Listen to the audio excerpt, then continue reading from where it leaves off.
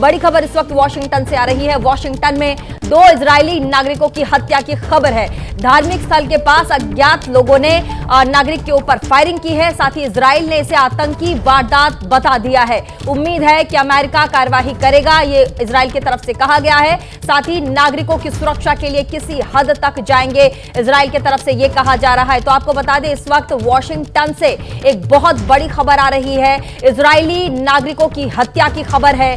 धार्मिक स्थल के पास इजरायली नागरिकों की हत्या की है। कहा जा रहा है कि अज्ञात लोगों ने इजरायली नागरिकों के ऊपर फायरिंग की और इजराइल ने इसे लेकर एक बड़ा बयान दिया है। इजराइल ने कहा है कि ये इजरायली 2 लोगों की जो हत्या की गई है, ये आम हत्या नहीं, आतंकी वारदात है। साथ ही उसने इजराइल ने कहा है कि उम्मीद है कि अमेरिका इस पर जल्द से जल्द और कड़ा कदम उठाएगा, उचित कार्यवाही करेगा। साथ ही नागरिकों की सुरक्षा के लिए इजराइल किसी भी हद तक जाएगा, यह भी इजराइल ने कहा है। तो बड़ी खबर इस वक्त आपको बता दें, वॉशिंगटन से, अमेरिका के वॉशिंगटन से आई है। यहां पर इजरायली 2 नागरिकों की हत्या की खबर आई है। धार्मिक स्थल के बाद बताया जा रहा है कि एक धार्मिक स्थल, वहां पर यह हत्या की गई। बड़ी खबर इस वक्त अमेरिका के मैक्सिको से आ रही है। आपको बता दें कि अमेरिका के मैक्सिको में जबरदस्त धमाके की खबर है। धमाके से डीजल के प्लांट में भीषण आग की खबर है। आपको बता दें, ये जो आग की बड़ी बड़ी लपटें देख रहे हैं, ये अमेरिका के मैक्सिको की तस्वीरें हैं। यहां पर डीजल के प्लांट में भीषण आग लगी, जिससे आग का ये जो गुबार है, ये जो लपटें हैं, ये आसमान को छूती नजर आ रही हैं। और कहा जा रहा है कि अमेरिका के मैक्सिको में जबरदस्त आज धमाका हुआ और उसके बाद ये बड़ी बड़ी आग की लपटें डीजल प्लांट की है। डीजल प्लांट में जोरदार धमाके के साथ एक ब्लास्ट हुआ और उसके बाद पूरे इलाके को आग की गुबारों ने घेर लिया।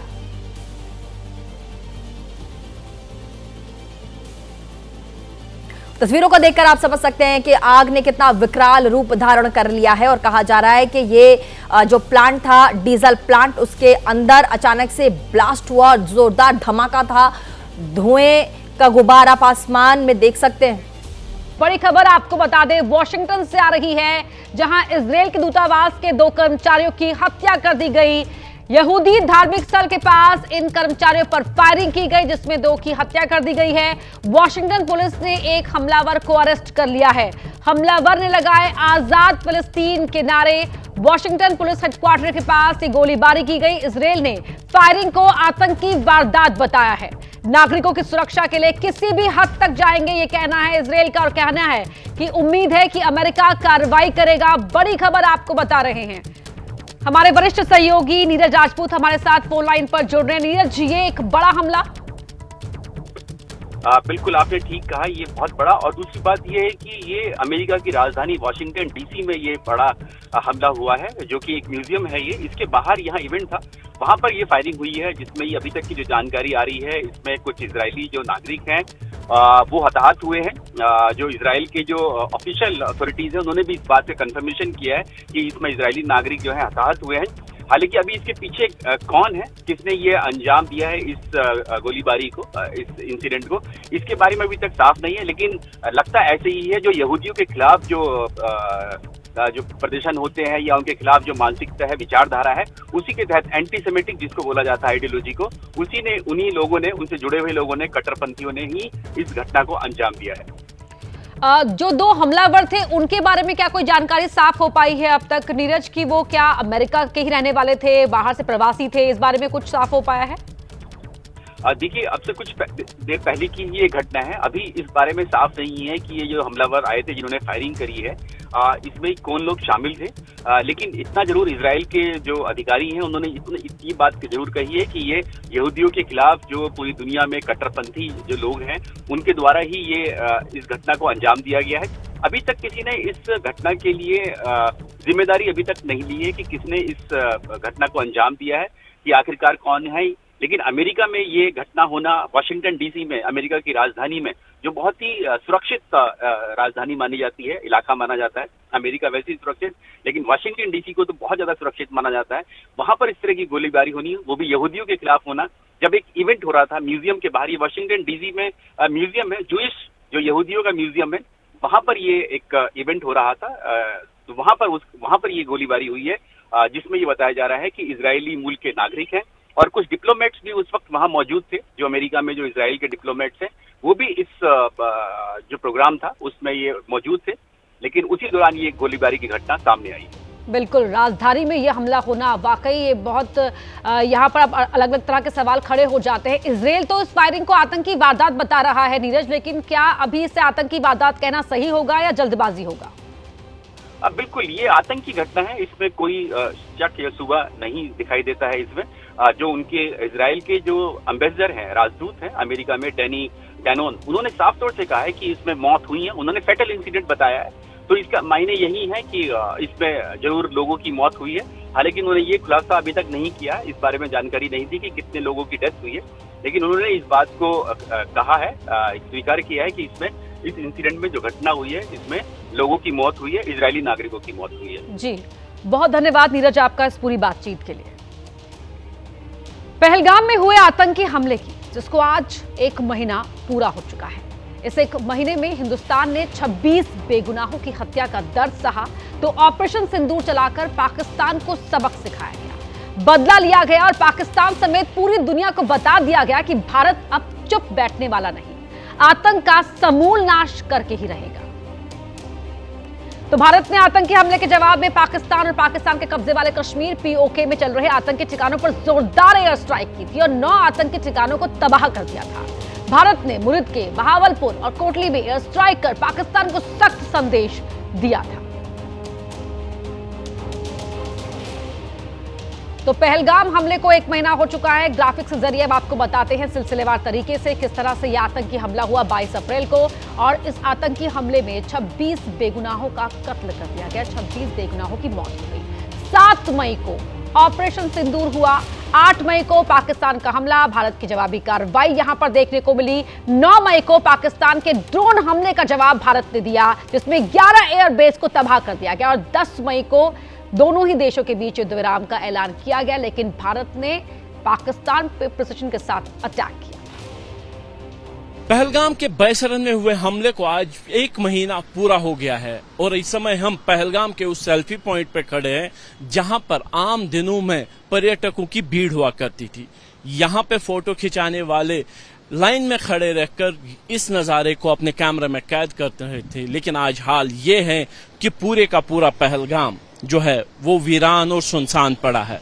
पहलगाम जाने वाली सड़क जो है इक्का दुक्का गाड़ियों से ही यहाँ पे दिख रही है जहाँ पे चलते हुए, लेकिन पहलगाम बिल्कुल वैसा ही खड़ा है जैसा पहले था।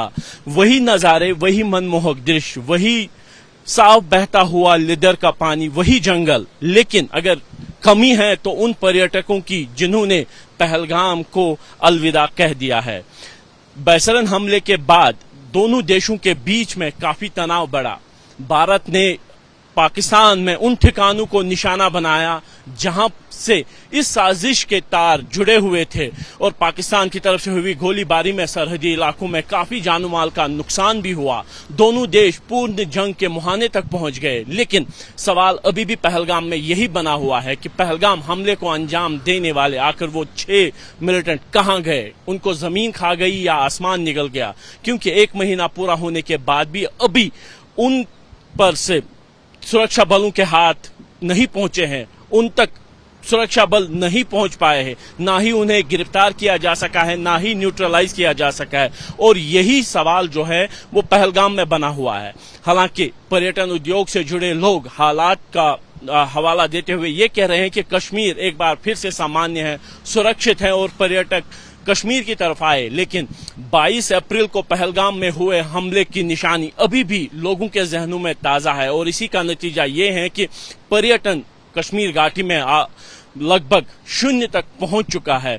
जहां आम दिनों में 10 से 15 हजार पर्यटक प्रतिदिन कश्मीर इस मौसम में आते थे, वहीं ये आंकड़ा घटकर 1000 या 2000 के बीच रह गया है, और ज्यादातर जो पर्यटक हैं वो पहलगाम से दूर ही रह रहे हैं, क्योंकि अभी भी सरकार की तरफ से जारी एडवाइजरी के चलते इन पहाड़ों के ऊपर जाने पर प्रतिबंध है। यानी पहलगाम आने वाले पर्यटकों को केवल पहलगाम बाजार के आसपास वाले इलाकों में ही घूमने की इजाजत है होगी, जबकि ऊपर वाले इलाके जिनमें काफी जो है पर्यटक स्थल थे, जिनमें आड़ू वैली थी, चंदनवारी है, बैसरन घाटी है, तुलियन लेक है, इसके अलावा जो लिदर वट है, ऐसे इलाके हैं जहां पे पर्यटक जाया करते थे, लेकिन फिलहाल एडवाइजरी के चलते यहां नहीं जा सकते। दुकानदार परेशान, होटल मालिक परेशान, टैक्सी वाले, पौनी वाले परेशान।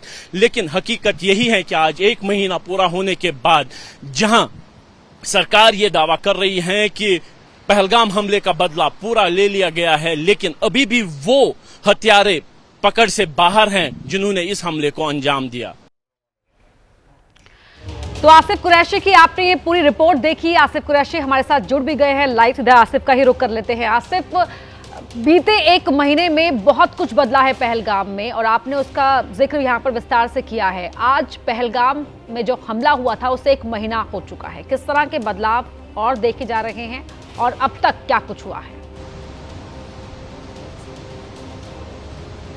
अपर्णा, देखिए, पिछले 1 महीने में बहुत कुछ हुआ। बायसरन में हमला हुआ, 26 निर्दोष पर्यटकों की हत्या हुई। उसके बाद भारत की तरफ से पाकिस्तान के उन ठिकानों पर, उन आतंकी ठिकानों पर हमले हुए जहां से इस साजिश को रचा गया। दोनों देश पूर्ण जंग के मुहाने तक पहुंच गए, सीज फायर हुआ।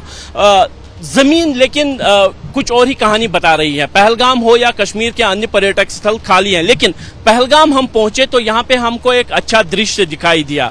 हम जिस जगह पे सेल्फी पॉइंट पे थे तो यहाँ पे पर्यटकों का एक समूह हमको दिखा जो राजस्थान से कश्मीर घूमने आए हैं 8 दिन के लिए, और ये यहाँ पे हमको फोटोग्राफ लेते हुए दिखे। तो कहीं ना कहीं ये जो अच्छी निशानी है हमको यहाँ पे। हमारे साथ रचना जी है। रचना जी, बोलेंगे कि कब आपने तय किया कि आप कश्मीर आएंगे और बदलाव का शायद आप प्रतीक भी बन सकते हैं? जी, ऐसा है, जैसे हमारा ये 2 मास पहले से ये प्लान बन गया था, लेकिन 23 अप्रैल को हमने सारे होटल्स बुकिंग कैंसिल करा दिए थे।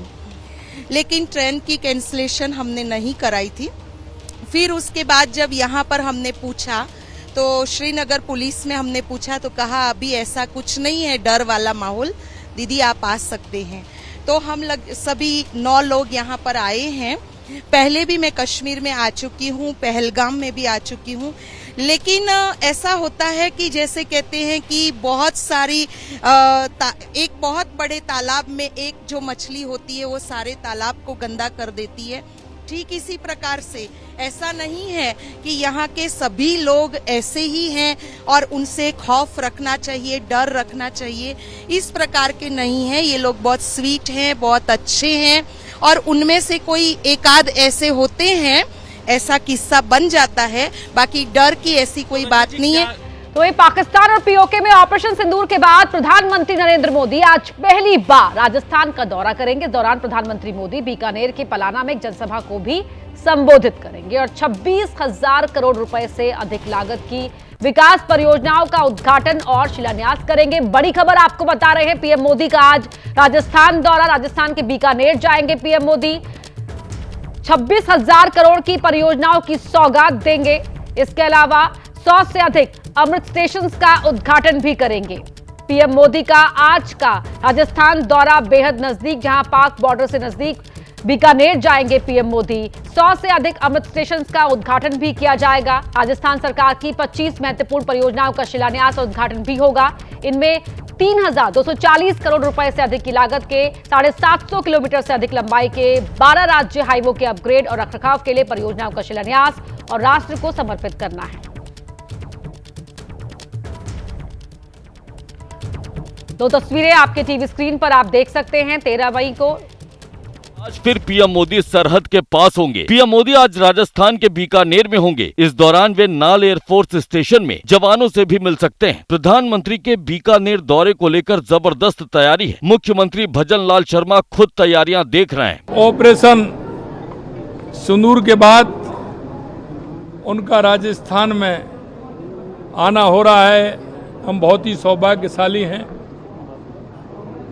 कल की माननीय हमारे यशस्वी प्रधानमंत्री जी की सभा है इस सीमावर्ती इलाके में बहुत ही अच्छा उत्साह है। पीएम मोदी सुबह 11 बजे देशनोक स्थित करणी माता मंदिर में दर्शन करेंगे। करीब 11:30 बजे अमृत भारत स्टेशन योजना के तहत डेवलप देशनोक स्टेशन का उद्घाटन करेंगे। पीएम देश के 86 जिलों में 103 पुनर्विकसित अमृत स्टेशनों का भी उद्घाटन करेंगे। बीकानेर मुंबई एक्सप्रेस ट्रेन को हरी झंडी भी दिखाएंगे। 26,000 करोड़ रुपए से अधिक की लागत वाली कई विकास परियोजनाओं का शिलान्यास और उद्घाटन करेंगे और पलाना में एक सार्वजनिक समारोह को संबोधित करेंगे।